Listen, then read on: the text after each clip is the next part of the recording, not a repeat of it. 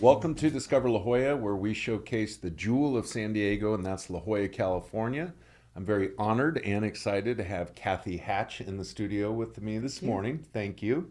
From Mangelsen Gallery, right there on Prospect, and also Girard. You kind of split both addresses, don't you? Exactly. Right in the heart of the village.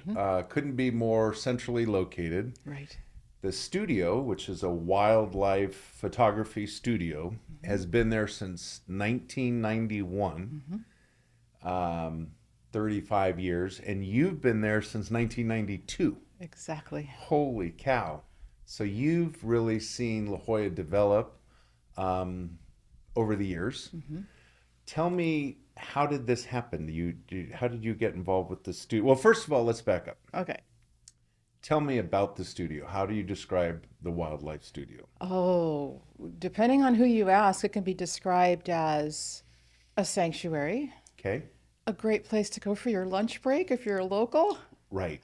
an education place for kids. A lot of teachers will bring in their kids and they'll actually walk through I and believe we'll that, yeah. tailor our conversation with whatever it is they're studying that week. So, but it is truly a center of nature conservation. Tom Mangelsen himself, the photographer, the owner of the business, is a wildlife biologist, definitely centered on conservation. Right. So it's a great place not just for viewing, but for learning. And that's part of why it's so fun to work there. You're always learning about something, about an And animal. he's still alive and still photographing out in the wild, Exactly. where he it seems like he just lives in the wild. I was Well, reviewing his yeah, work, yeah. and it's he has traveled to so many places, photographed so many different animals, and really been a voice for the animals. Exactly. Wow, it's pretty incredible. Exactly. Yes. And he has developed some studios in Jackson Wyoming. Yes. and also in Park City, Utah. Correct. Yeah. And Jackson was the first studio that he Yes. opened up? Way back in 1978. Yes. Wow. Yeah. Park Okay. City was 1985, and then he needed to kind of even up his revenue stream a little bit. He had two winter resort Oh, so galleries, he so chose he the jewel. came out to La Jolla, met Smart. Spence Wilson, Okay. and found the location there on Prospect and Girard, and the rest is history. Yeah. And so, I mean, he seems like with his career, he's been won so many different awards. Seems like Yes. he's been, a speaker of different events. Obviously, a lot of the wildlife conservancy groups reach out to Yes. him, use his work. Yes. I was reading, I think that there's like some god awful amount of images that you could actually license. Is that correct? Oh yeah. Yeah. I hear numbers that center around 5 million. Yeah, I was just like, Yeah. it didn't make sense to me. Right. Yeah. Well, he's been doing this since 1972. And so, So, did he just really, he was able to fund all this travel through selling his photos, or were there groups sponsoring him saying, hey, we want to send you out to Africa to film this for us? there might have been some of that in the beginning Yeah. when he was still basically a wildlife biologist and then became a videographer and worked on projects. So got sent to places, Alaska and Colorado in the beginning. And being sent to Alaska was where he actually discovered the grizzly bears and the brown bears that he so loves today. Oh, that's Yeah, there you go. There's the the famous famous shot. catch of the day that was back in 1988 before it became the tourist destination that it is today. So, yeah, that was before the viewing platforms, before the cruise ships. That Right. was, yeah, back in film days. Yeah. So he didn't know if he got that photograph or not. He knew about 2.5 weeks later when he When was he editing developed it 11,000 slides he had to go through before he to went. find that one. Yay, he got I it. actually got it. Exactly, That's a lot yeah. to So look through. to answer your question, he pretty much is self-funded, which is what allows him to remain true to what it is that's important to him.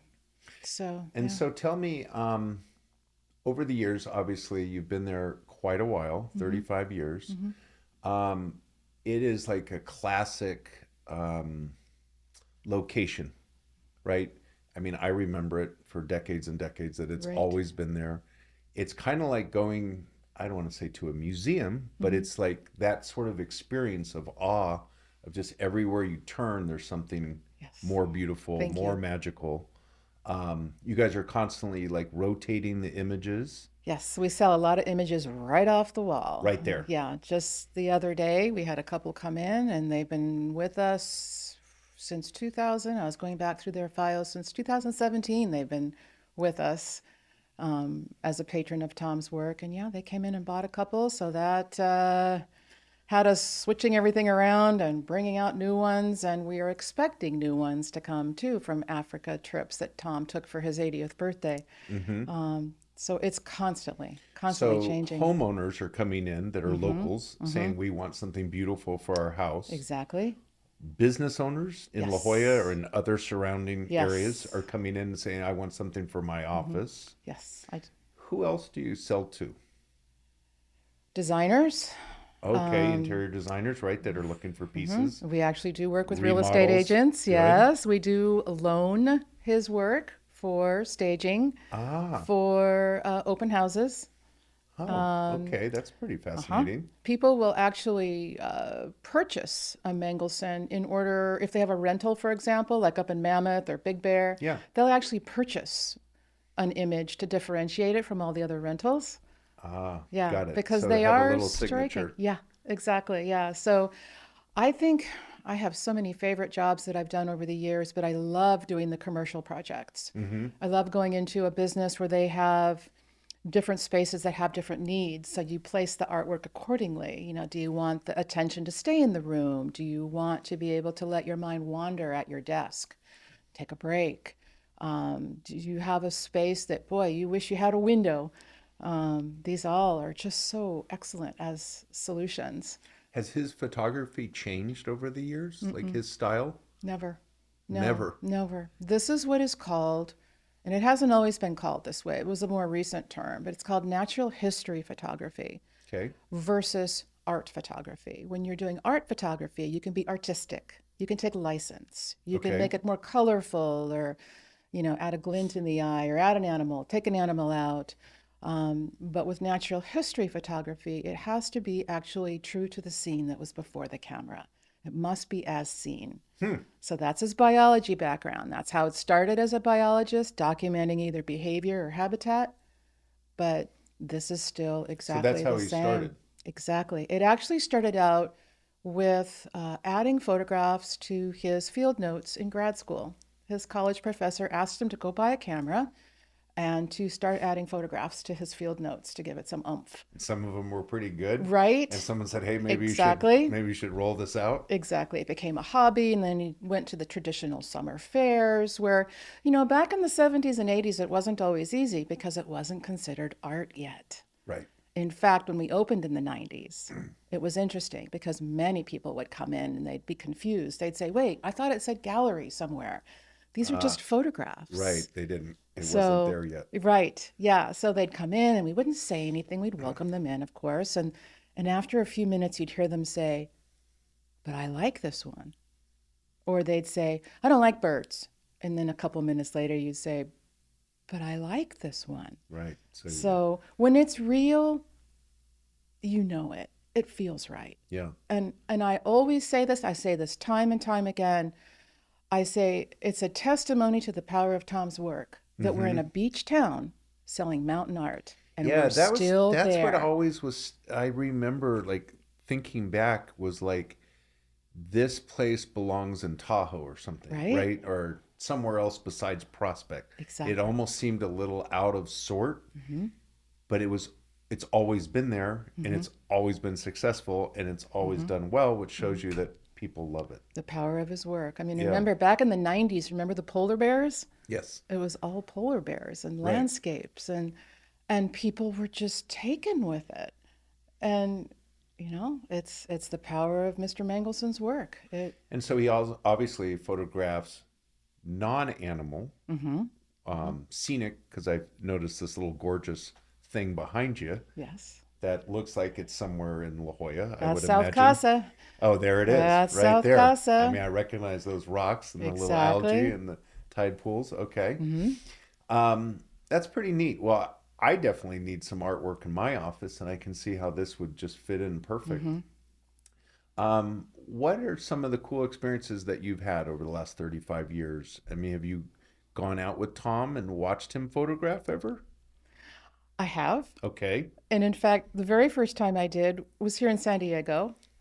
And he was asking, well, where can we go to photograph birds? Because he is a birder. That's how it all started for him. He's a birder. He's a birder. He grew up Okay. on the Platte River in Nebraska, and that's famous for the staging of the sandhill cranes, where they have Okay. like up to 1 million birds that stage there every year. Okay. It's spectacular. I would imagine. So started out as a birder, so I took him down to the San Diego River, Okay. where there are many birds, and sitting there, and I had practiced my birds. I kind of knew what they were. Okay. So, and I looked up and there was a gull coming in. I go, okay, incoming, seagull. And he looks at me and he says, there is no such thing as a seagull. Oh. And I said, oh, he says, they're only gulls. Oh, they're only gulls. They're gulls. And so that particular one happened to be a Western gull.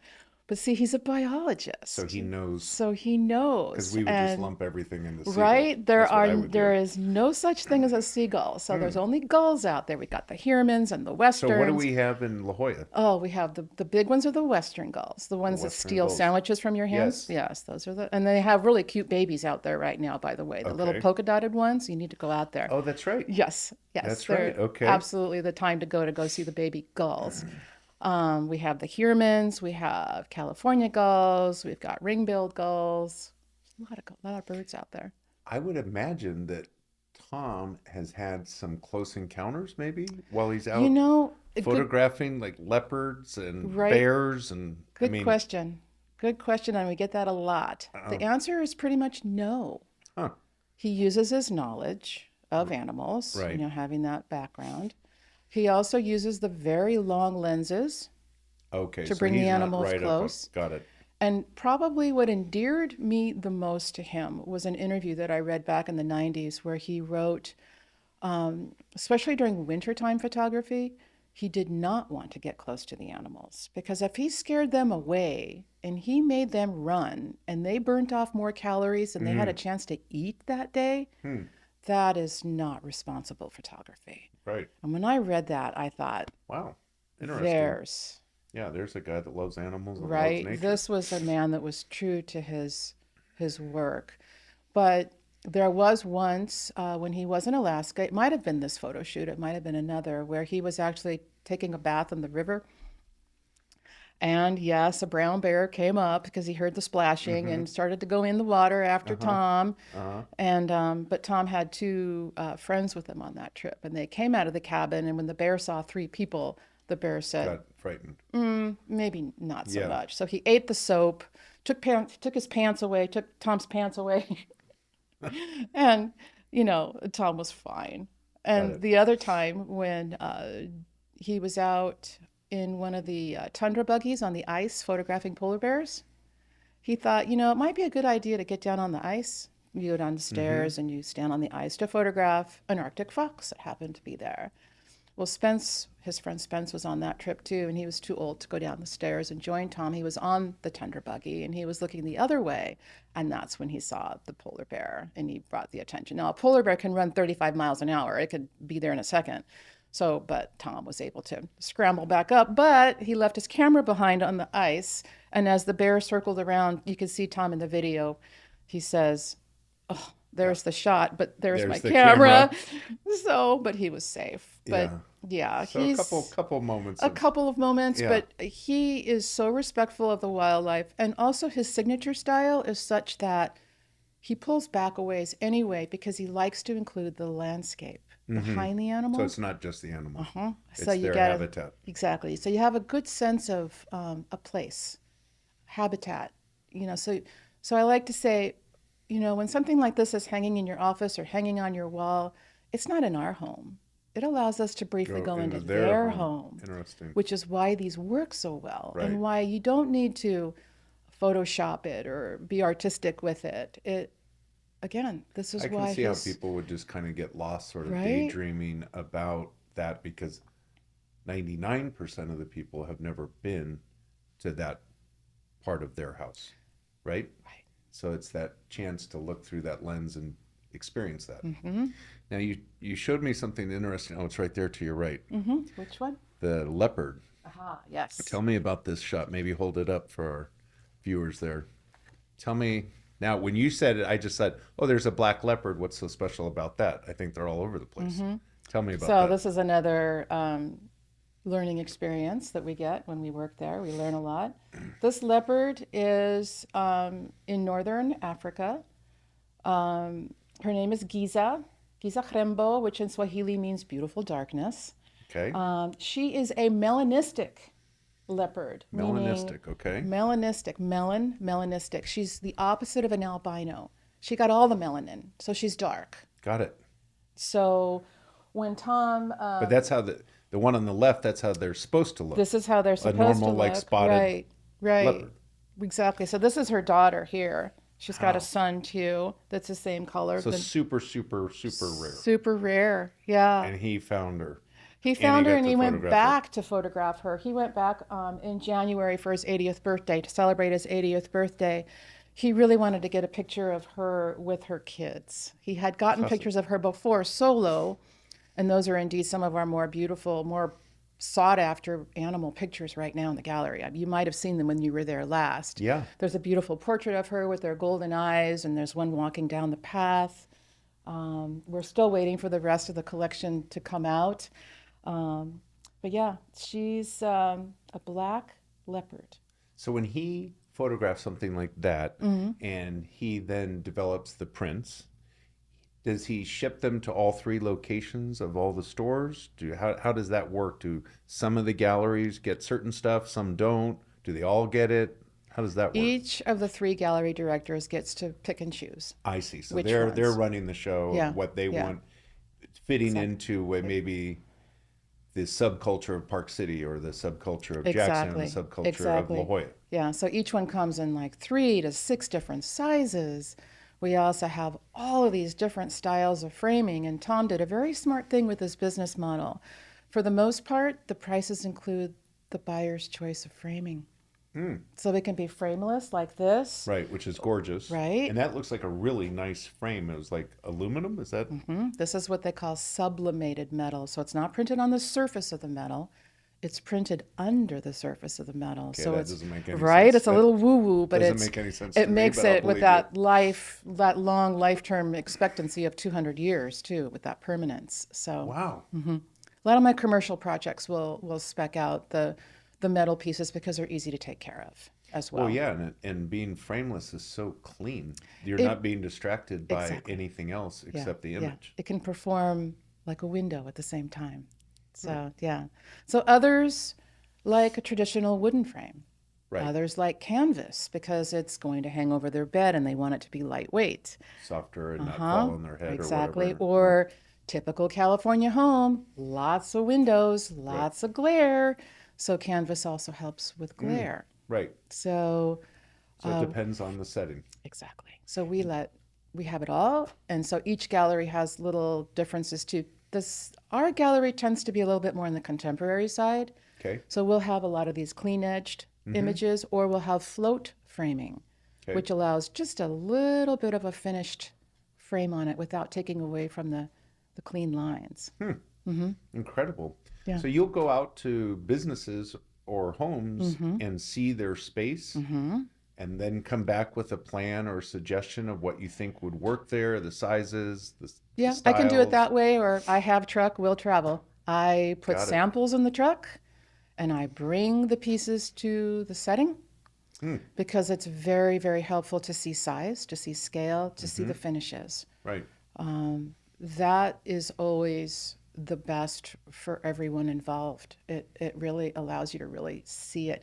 In a gallery, it looks different than in its setting. So I would imagine too, because in a gallery, you've got all these other images that are maybe competing with your Exactly. brain and your eyes there. exactly. But if it's just the image on a wall, you can focus and really feel how it's going to look Exactly. just specifically. Yeah, I was just in a home over in the Barber Tract yesterday, and the gal thought, oh, I'm going to need this great big image to fill the space. And when I brought 3 different sizes, we ended up getting the middle size. We didn't have to go as big as she thought. Right. The image that she had selected for the space, which was a California poppies photograph, it was beautiful for her space because it echoed the garden outside the window in the room. It was perfect. It was wonderful. So she got a middle size, and it was very effective. That is way. so cool Yeah. that people are able to bring that into their businesses and their home. I mean, and get out of the gallery and into their lives. Right. That is awesome. Yeah. And then it That's makes them great. want to travel more. That's always Oh, the I biggest bet. compliment. Yeah. Yeah, that's what you should have as a little travel agency. Right. Right there in the studio. So Like, a shout yeah, out to anybody that wants to partner. Yeah, there you go. That's awesome. Right, right. Well, thank you, Kathy. It was truly educational. Congratulations on all the success. It's a fascinating gallery. Thank you. So Mangelsen right there on Prospect. Go check him out. And we'll look for you on the next episode of Discover La Jolla.